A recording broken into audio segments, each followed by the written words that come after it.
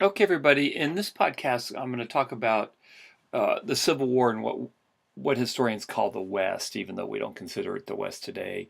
I'm talking about Tennessee, Mississippi, even Alabama, Georgia, Louisiana.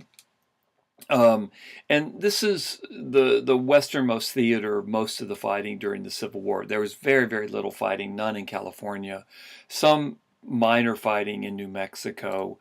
But when we talk about the West, we're talking about today states that we more consider the South.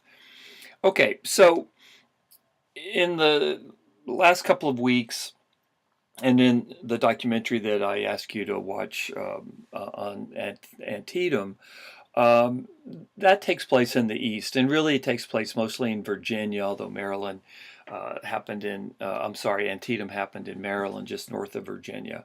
And the Eastern theater of the war is the theater where most historians pay close attention to. Certainly the public pays very close attention to the Eastern theater. It's where Lee fought, Stonewall Jackson fought there, McClellan did his inept thing there. It's the area between Washington, D.C., or that includes Washington, D.C., all the way to Richmond. And it's a pretty small geographical area where the Western Theater is huge. Look at all the states that it covers, from Kentucky all the way to Louisiana and even eastern Texas, Georgia. Like I've said in an earlier podcast, this is an area that's as big as Western Europe. So the Western theater doesn't quite get the attention that the Eastern theater does.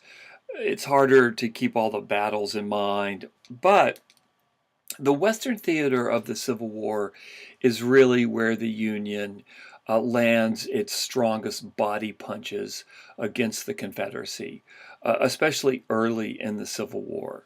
And I think I had talked about how the A team, the best Confederate officers, fought in Virginia: Lee, Jackson, Longstreet. And the Union commanders in Virginia were pretty lame, above all McClellan. It was just the opposite in the Western theater. The A team of the Union commanding corps, especially U.S. Grant, Sherman, Sheridan, they began in the West, although later in the war they would move to the East. And the B team of Confederate generals fought in the West, especially Braxton Bragg and Albert Sidney Johnson. Um, One of the problems is that Southerners before the Civil War, one of the reasons that they were confident that they would win the Civil War, or if they left the Union, that they would be able to be successful in creating an independent nation, was they pointed out the vast geographic size of the Western Theater, or of the Confederacy as a whole, really, an area that stretches from Virginia all the way to Texas. That's a huge area if you think about it. Florida to Texas. It's a big area. But what happened in the Western Theater is the size of the Western Theater actually became a disadvantage to the Confederacy, because the Confederacy didn't have enough men to defend this huge amount of spatial territory that was required. They didn't. So what happened is that the West ended up almost too big to defend. And there were other reasons that I'm going to talk about as well. So the size of the Confederacy, which one of a lot of folks, a lot of Southern whites before the Civil War thought would be a strength for the Confederacy. The idea would be that the Union Army would stretch its supply lines as it moved south, that it would need an enormous army to conquer this territory. In some ways, the size of especially the Western Theater, becomes a disadvantage to the Confederacy. It just was too much space, and there were too few Confederates to defend this large amount of space. So if you're looking at this on your computer, or looking at it on some kind of a screen, the area I'm talking about today, southern Kentucky, of course, Kentucky was already in Union hands by this point, but Tennessee, Arkansas, Mississippi, Louisiana, Alabama, later on Georgia. Um, and the big hero here is U.S. Grant. And I'm going to bring up a picture of Grant. Grant is the most successful Union general in the Civil War. He is going to be ultimately the commander that defeats the Confederacy, that he figures out how to defeat the Confederacy. Grant's reputation has had some ups and downs. He was an enormous hero after the Civil War. He was elected president. His presidency was marred by some scandals. Grant wasn't personally involved, but nonetheless, some people close to him were. Um, but he was very popular. When he died, hundreds of thousands of New Yorkers lined the streets of the funeral procession. There's this huge and pretty ugly monument that's built for Grant and his wife on the Hudson River, about 167th Street. I've actually gone to it. Every year, a detachment of West Point cadets goes to the monument. I think on the day of Grant's birth, and they have a little ceremony there. So anyway, he was quite a hero at the time. But his reputation, though, suffered a steep decline after his death. He was accused of being a drunk, alcoholic. He was accused of being a butcher. The only reason, people would say the only reason he won and defeated the South was that he was willing to kill a lot of Union soldiers, and he didn't care how many soldiers died under his command, and that he wasn't really a skilled general.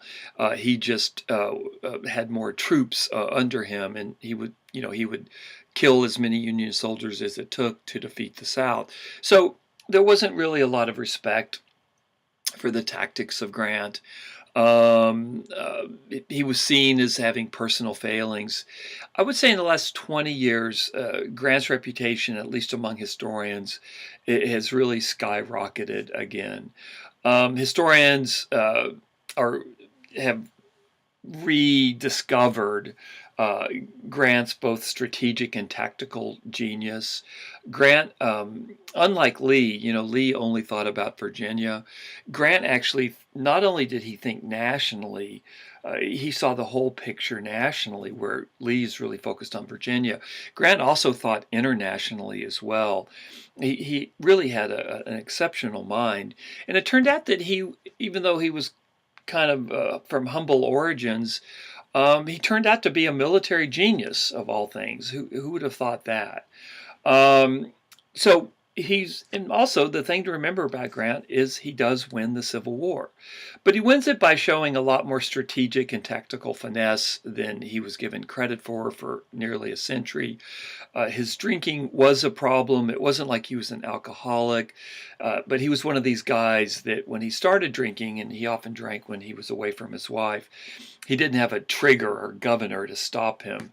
So we do know of some times during the Civil War where he did get drunk, but he was not an alcoholic. And I think there is a difference between Grant's type of drinking and someone who's a serious alcoholic. Grant could control his drinking most of the time. In fact, the only time he really drank was between campaigns. He was never drunk in the middle of a campaign. It was usually when he was bored and away from his wife, and he was a little bit at loose ends. That's when alcohol was a little bit dangerous for him. So Grant turns out to be really the military genius of the Civil War, and more historians are recognizing that. I guess the last thing I'll say about Grant, he was very lucky in one respect.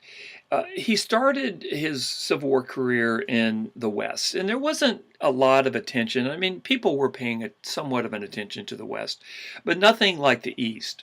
So Grant had a chance to kind of learn how to be a general a little bit outside of the spotlight.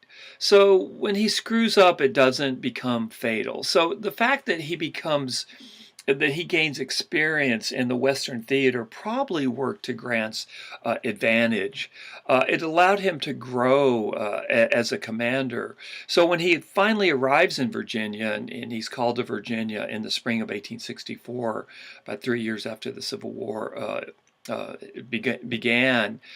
He's a fully formed commander. He's quite confident in himself, in his strategic vision and his tactical skill, and he would need all of those kind of intangible skills in the East, because there's the pressure in the East, in Virginia, was so intense.